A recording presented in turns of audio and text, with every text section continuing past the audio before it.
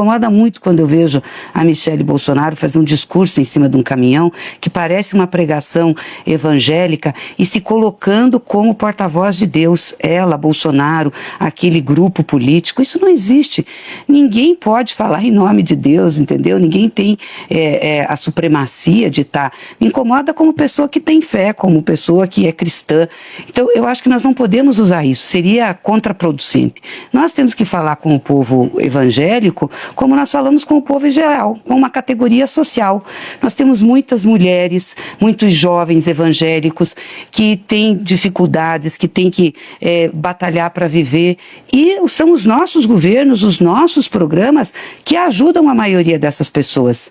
O Bolsa Família, por exemplo, que atinge muitas mulheres, majoritariamente mulheres, quando foi criado, atingiu majoritariamente mulheres evangélicas. Durante a campanha, o presidente Lula até falava isso na questão, olha, o evangélico vai ao mercado, sabe que a comida tá cara, vai abastecer o carro, a passagem de ônibus tá cara, então é por aí que tem que ser o diálogo.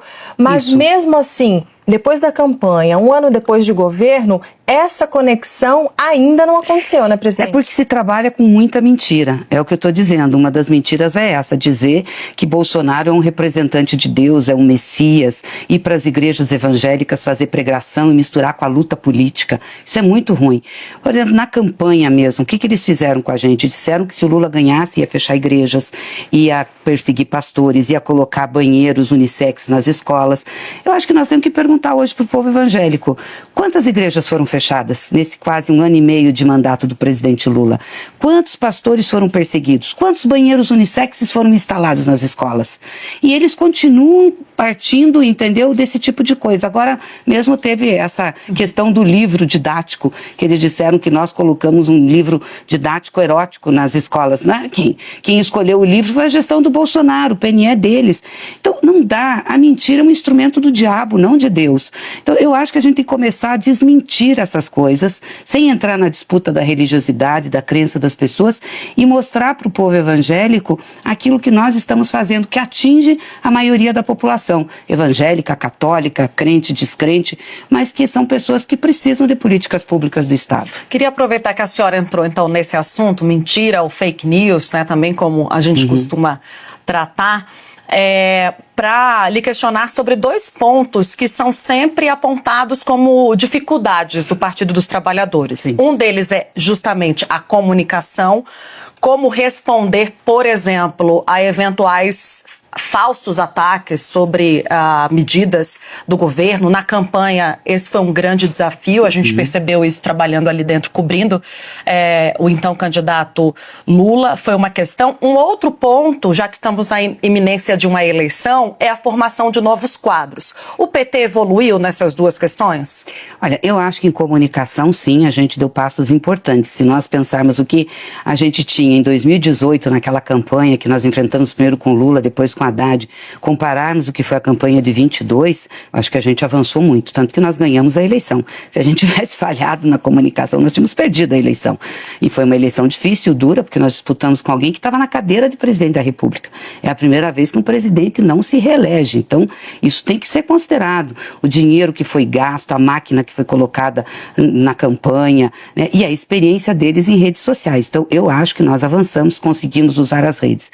O PT é de longe o partido que tem as melhores redes sociais entre os partidos. Todas as plataformas do PT, tem muita gente, a gente tem uma produção de matérias, de notícia, de argumentos para a nossa militância muito boa. Mas é óbvio que o PT é o PT, ele fala para o seu público. É difícil o PT ampliar muito, porque ele já vem com o símbolo do PT. Então, qual que é o papel do PT? O PT tem que manter a sua base bem mobilizada e informada. Aqueles que são petistas e aqueles que simpatizam conosco, que vão nas nossas plataformas buscar informações. E isso a gente tem feito. Nós precisamos, claro, enquanto movimento de centro-esquerda, ampliar. E tem outros partidos, né? O PSB tem que fazer o papel dele, o PDT tem que fazer o papel dele, os outros partidos têm que fazer. E, obviamente, o governo também. Eu acho que o governo tem se organizado para isso, para fazer as informações chegarem até as pessoas. E o que eu acho que a gente tem que fazer mais aí, que não é um problema de comunicação, mas é político, é a disputa política das ideias na sociedade. Bolsonaro faz isso o tempo inteiro, a turma dele faz isso o tempo inteiro, politiza, aliás, ideologiza. Nós não precisamos ir só para a linha ideológica, mas para politizar, explicar quem ele é, o que significa Bolsonaro, o que é a extrema-direita, que impacto isso tem para a democracia, que impacto isso tem para a vida das pessoas, olha o que fizeram para o país, onde é que estavam os programas sociais, onde é que estava o Brasil no mundo. A gente tem que começar a enfrentar isso, não ter medo de enfrentar. E não achar que é desprezando o Bolsonaro que nós vamos vencer o bolsonarismo, porque não é. Ele está aí na sociedade.